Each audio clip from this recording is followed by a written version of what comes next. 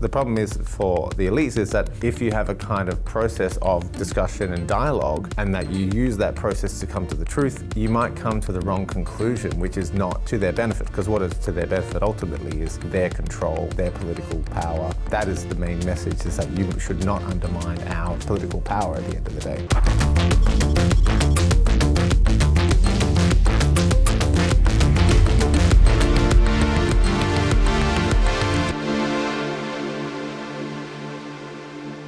Hello and welcome to another edition of Australia Censored. I'm John Storey, the Director of Law and Policy at the Institute of Public Affairs. And today we are very lucky to have a returning guest, Andrew Lowenthal. G'day Andrew, how's it going? Going well, how are you doing? Very good. We're fortunate to have Andrew behind the scenes here because he's returned from Spain, where he normally lives, to his homeland of Australia. Just a reminder, Andrew is the CEO of LiberNet, a digital civil liberties initiative. Andrew, there's been a fair bit of happening in the space of free speech since we last spoke all the way back in February. But the most dramatic events of recent times has been that just a few days ago there was an assassination attempt on former United States President Donald Trump. And there is actually a very interesting free speech issue to do with those events, which we'll get into. But just to kick things off, what are your thoughts on what happened? Well, it certainly seems to have changed a lot of things. If it keeps going the way it's going, it looks like now everyone thinks there's going to be a Trump presidency. That obviously will cascade down a whole number of different things in terms of what free speech issues and big tech. I think J.D. Vance, the vice president pick that also just came out, it's been quite critical of big tech as well.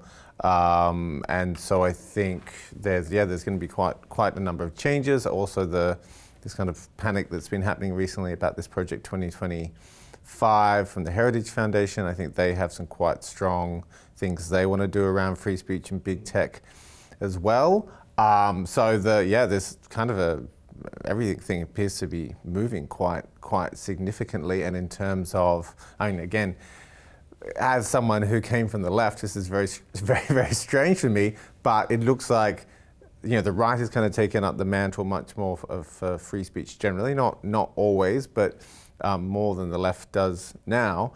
And so in that sense, this will probably be, I'm going to not completely make a prediction, but it looks like it's going to be better for free speech than certainly the Biden administration, but there's probably not very much that would have been worse. Yeah, well, getting to the events themselves, I want to read a quote to you from Australia's Prime Minister Anthony Albanese. This was shortly after the attack took place. I urge Australians to exercise caution when reading unverified reports of the events and to seek out credible news sources. Social media platforms can be instantaneous distributors of rumours, innuendo and weaponised mistruth. Many Australians would have seen examples of this over the weekend. We all need to be on guard against those seeking to use misinformation to create division. So the Prime Minister wants us to use credible news sources to get our information. So I just thought I would read a couple of the headlines from news sources that I'm sure our Prime Minister would put in the credible basket. So this is CNN's headline immediately after the assassination attempt. Secret Service rushes Trump off stage after he falls at rally. This is the Washington Post. Trump escorted away after loud noises at Pennsylvania rally. And just to continue, USA Today led with Trump removed from stage by Secret Service after loud noises startles former president. So if you trusted the mainstream news sources, the impression you would have is that there was a loud noise, Donald Trump got startled and fell over. Yeah. I sort of got my information from Twitter, now X, and within minutes I understood that there was an attack. It seemed to have hit the president. There was blood. He was okay. He raised his fist in the air, which those iconic images, that the shooter was killed. I got that from social media, and I felt that although, yeah, there are people with their weird spins and whatever, to me, I think you're far more likely to get a fair assessment, at least of this event, than you would have gotten from a lot of the mainstream media sources. Is that something you agree with? Or? Yeah, I would absolutely agree, and I think that it's more about a crisis of authority, both in kind of mainstream political parties and in the mainstream media, and there's good reason that people have lost a huge amount of faith in the mainstream media. When mainstream media kind of go out and say, oh, people are believing this and that and the other and they shouldn't be believing that, why aren't they believing us? They always put the blame at the feet of the kind of everyday citizen. It's saying, oh, it's because you believe misinformation, it's because you're not intelligent, it's because you're an extremist, it's because X, Y, and Z. And there's never any self-reflection like, well, what have we done? For example, the headlines that you read out that might have meant that people have less and less and less trust in us. And there's just, I mean, in Australia, I don't see any kind of move towards that reflexivity or reflection on that phenomena. I mean, one thing that was also quite interesting that I saw in Australia was this, it was actually almost for the left and the right, some of the messaging, because one of the pieces I read in the ABC was about blue anon. So these people who are kind of Democrats they are kind of being labeled blue anon as they're kind of like left-wing conspiracy theorists who thought that maybe the attack was staged, et cetera, et cetera. So the message more generally is believe us, like believe the mainstream media, don't question anything. Because I think it's also fine, like there's some weird things that can't be explained very, very quickly in that attempted assassination. It's fine to interrogate things. Like where you take it, you can take it too far, but given the history of assassinations in the US and it being such a huge event, you should be asking a lot of questions, and then people will go through the evidence and you can actually trust the people a lot more than elites think you can. Well, the problem is for the elites is that if you have a kind of process of discussion and dialogue and that you use that process to come to the truth, you might come to the wrong conclusion, which is not to their benefit. Because what is to their benefit ultimately is their control, their political power, and that is the main message: is that you should not undermine our political power at the end of the day. I think at a minimum there was a catastrophic failure. I don't know if it's incompetence or whatever, but how someone got this close, and there's legitimate questions about this, and it could be simple incompetence. What I think, ironically, and look, I personally probably wouldn't take it much beyond that. I don't think we need to go much beyond that. But if your intention is to prevent people from taking it to that next level and say it must have been a setup and Biden was down in the polls or it was on the left it's this is Trump. Trump's a TV star and this is his finest hour sort of thing. What makes people more likely to do that is when they act and when they see institutions, the media, the government act rather conspiratorially. Yeah, and so you're not allowed to have a discussion about that. So, and I think all those questions are fine. They most often they'll probably will turn out to be incorrect, but I don't see that they, if there's a conclusion that people draw from there that leads specifically to some kind of possible violence, then okay, you need to stop that. But to stop people having the conversation, I think is ridiculous, even if they have a far out idea. Lots of people have far out ideas. Sometimes people's far out ideas, maybe the earth is round, for example, or which used to be a far out idea, revolves around the sun, turn out to be true. So let people have the discussion. I don't think we should be so terrified of where the discussion is going to end up. But I think the reason you see elite panic around this is because where it ends up is not in their interest. But it's similar to the messaging, say, around COVID, which is trust the experts. They know everything. Trust the experts on this. On this instance, trust the experts on this. The experts on this other journalists. You should not contradict them or have more questions than you are kind of allotted. But then you kind of ask, well, what's the point of the whole education system if it's not to enable people to critically analyse media and consume media in a way with a critical eye? The message from what you just read out from Albanese is don't be critical of the media, just believe what they tell you if they are from a major institution. That doesn't seem to be, to me, the right kind of message. The disjoint between what we all saw with our own eyes and the media reporting in this case is a good segue to talk about another significant event in the free speech space in Australia since we last spoke, which was the stabbing attack in a church in Sydney, where a bishop was attacked, and the response of Australia's eSafety Commissioner, Inman Grant, was to try to censor the video footage of that from the internet, not just in Australia, but because of VPNs and whatever internationally as well. And this, a couple of thoughts on this. Firstly, I really don't see that footage was more graphic or worse than the footage of the assassination attempt on Donald Trump. I mean, there's blood across his face. There were people killed nearby. There was some pretty graphic footage. I don't think it's too over the top, but I don't think it was any worse than that stabbing attack, which was sort of, grainy. You couldn't really see that much. But they tried to censor that for some reason. No attempt to censor this footage. But it raises a really interesting point that even things that, the reason for taking down the Wakely stabbing video was that it's graphic, so a harm prevention sort of goal, and also that it might incite, hatred in the community, sort of thing. Well, I think those things equally apply to the Donald Trump video, but that's the sort of motive, to protect our sensibilities from seeing this graphic footage.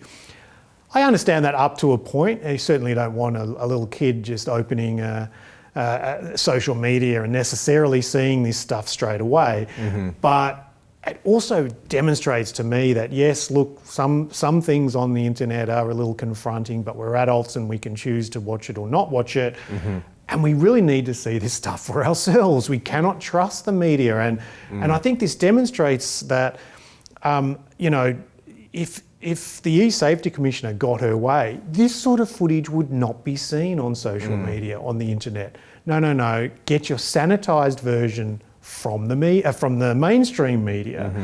And it's clear we cannot trust them. And so I do see this is, I think, further vindication of the attempts by many to oppose that move by eSafety Commissioner to censor. And of course the federal court's decision to withdraw the injunction preventing it being seen. But there's definitely a lot of similarities. I must say I found the stabbing attack a little bit more graphic than this. It depends if you see the footage in the stands, where obviously there was a person killed in the stands behind Trump, although I haven't seen any footage that was kind of very, showed that directly. You kind of see him get clipped on the ear and etc. But what you don't see is anyone in the United States saying, hey, Australia and the rest of the world, you need to take this footage down, which is essentially what Inman Grant did. So there's one question which is, because I can imagine you have some footage that really was much worse than the stabbing attack, that 95% of Australia would line up and say, that really is horrible. That shouldn't be up.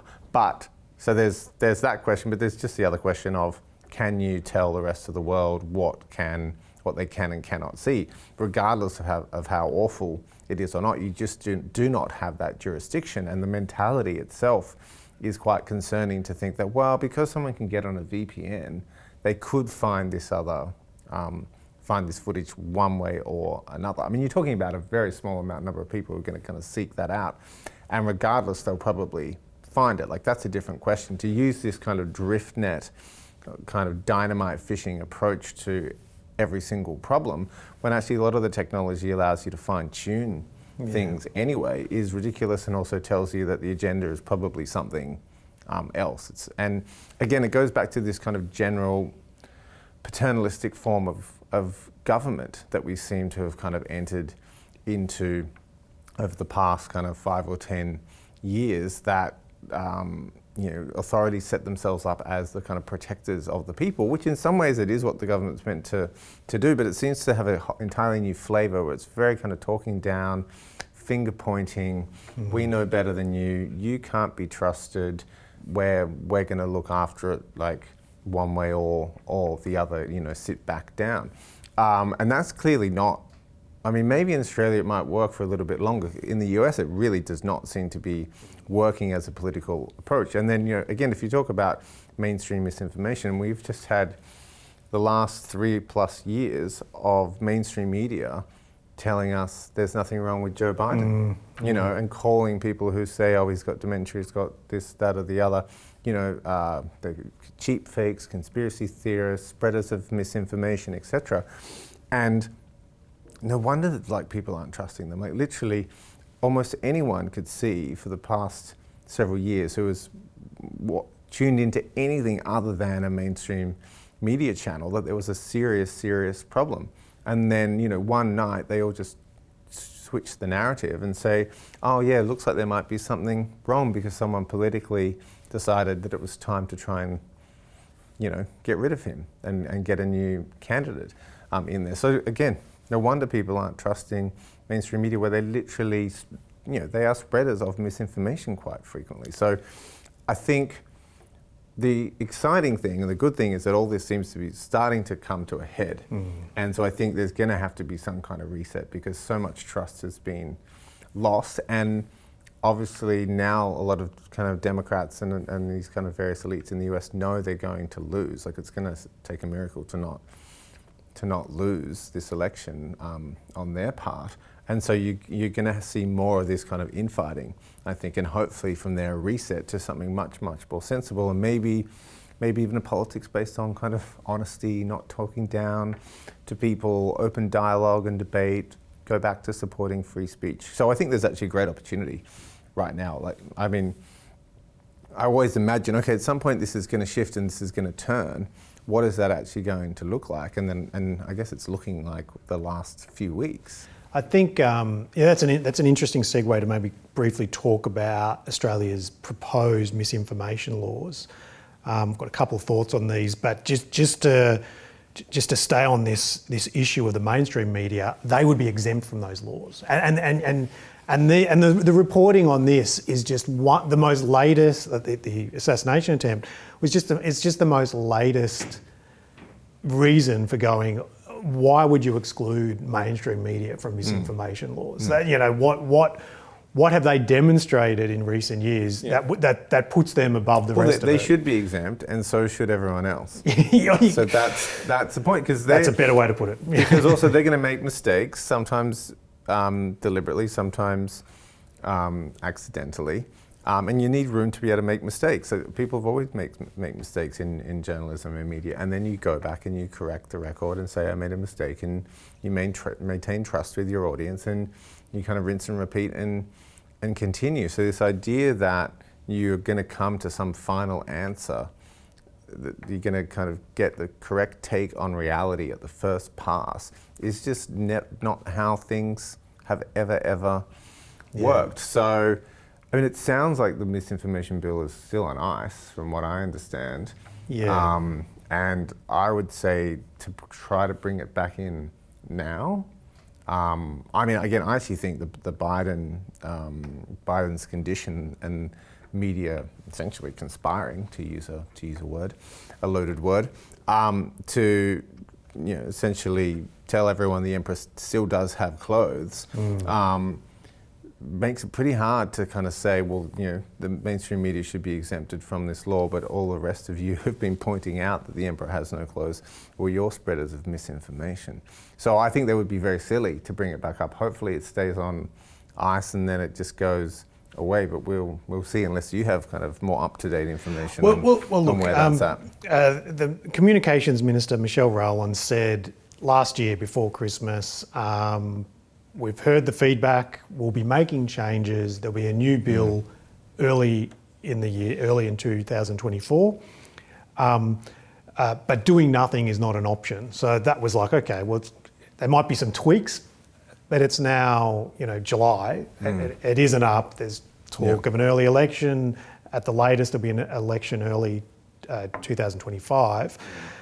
So look, fingers crossed, they're just going to kick it into touch. And, I mean, Albanese still is using the word. Yeah. Claire O'Neill, Home Affairs Minister, just used it yesterday or the day before as well, in a speech, and saying it was one of the threats to democracy. So they don't seem to have completely given it up. They tried to use the stabbing attack as as an opportunity to push it again, but then it kind of got dropped within a few weeks. At the same time, they're really beefing up eSafety. Yeah. So I also wonder if the strategy as well, we'll have to wait to the right moment for the misinformation, for the right or the wrong misinformation to be distributed, because at the moment the clear misinformation is, Biden's fine, as distributed by the mainstream media. So I don't know, maybe they're starting to put more of their eggs in eSafety. I mean, we're kind of reading the tea leaves here, I guess. That's an interesting point, because I do feel that even Conservatives tend to, if you ask the average Conservative, they hate social media. They see that there's been distortions and shadow banning. Mm-hmm. They also think it's pushed antisocial issues, whether it's pornography or cyberbullying, deep fakes and all that. So yeah. I think I actually think the harm prevention side of things is probably resonating a little bit better in the community than this idea of misinformation, which is in advance determining whether something's true or false and should be taken down from the internet, which is just clearly absurd. But the idea of harm prevention, but the issue with harm prevention is certainly there are some things that children in particular should be protected from online, but that harm expands and expands and expands until it includes misinformation. And you're doing the same thing as the misinformation bill would have done anyway. Yes. Quite possibly, and seemingly might include things like digital ID as well, in terms of how do we do age verification online. Well, in order to access over 18 websites, you have to show your digital ID, and that is the way to stop underage children accessing pornography and other things. So it's also a way to kind of get that through too. So I mean, I agree. There's much more bipartisan support on the online safety stuff, and I totally agree. There's some terrible stuff online and terrible effects on children regards social media. But where are the people proposing mature kind of solutions that respect the rights of adults and don't use that as a Trojan horse to basically create a kind of generalized censorship regime? I think you can totally deal with the online safety issues without impinging on the rights of adults. But I'm not kind of seeing it's certainly not going to come from the current eSafety Commissioner. You would need a new person that could clearly articulate a commitment to respecting the rights of adults online at the same time as protecting children. It's entirely possible, but it's so politicized at the moment that it's not going to happen with Inman Grant. And that politicisation is an interesting point that you, in a separate chat earlier, you flagged with me that you'd read an article from a left-wing publication that I believe was opposed to eSafety, and we mulled over why the left suddenly might be getting its free speech bones out. And look, cynically, I've got a few thoughts on that. You've had European elections where there's been a shift to the right. Obviously, there's what's going on in the United States. Australia, it's a little bit different because we've got it's first-term government, so we're not. I'm not so certain there's going to be a sudden shift to the right in Australia. But it probably does focus the mind. I mean, in Europe, they think these new right-wing parties are, quasi-fascist. They get all the labels. Mm-hmm.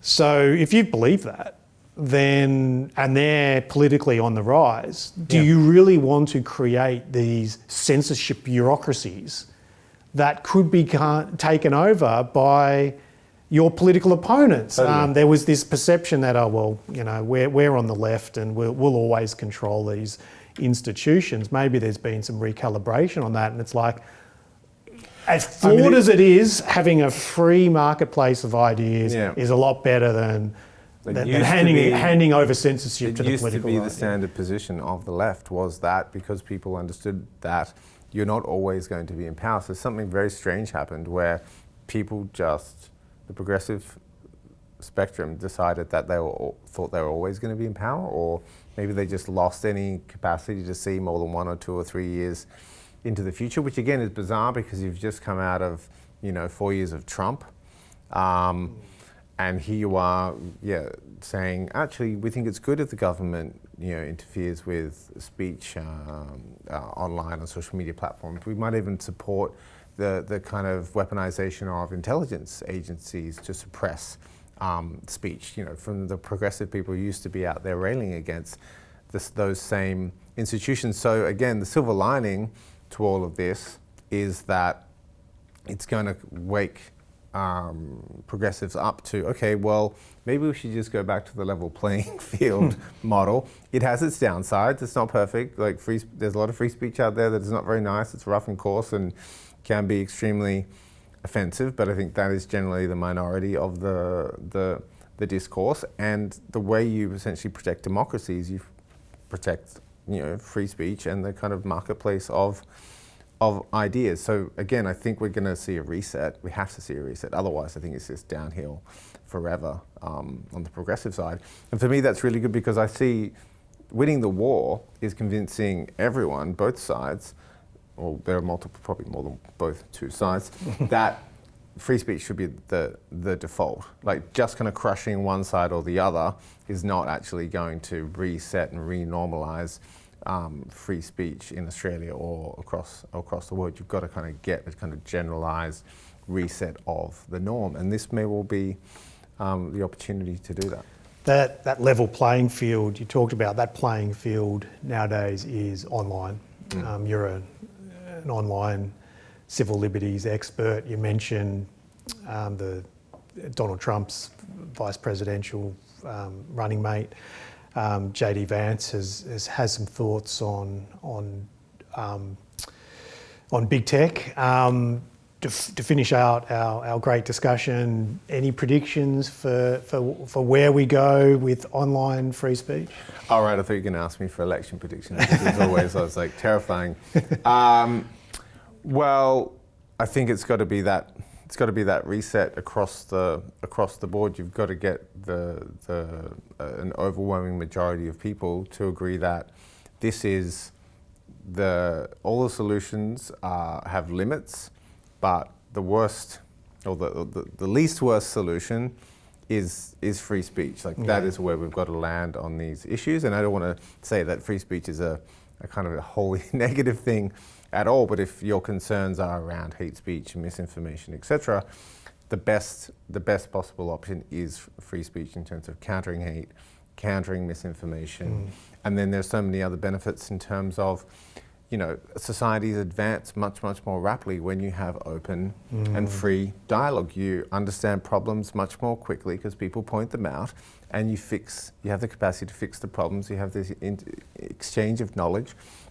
You advance science, you advance technology, you advance political thought. This is why Western societies have actually flourished so much. Is based on, not solely, but in many respects, this principle of free speech has been one of the most important principles in kind of building extremely successful societies, and we really need to keep it, because otherwise I think it's downhill. But I feel much more positive that I have in the last several years right now in terms of where things are going. You seem upbeat. You seem positive, today, which is good. I think there has been a pushback. There's still a lot of work to do, but I'd just like to thank you for your time yet again, and keep up your good work fighting for online free speech. Great, thanks for having me again.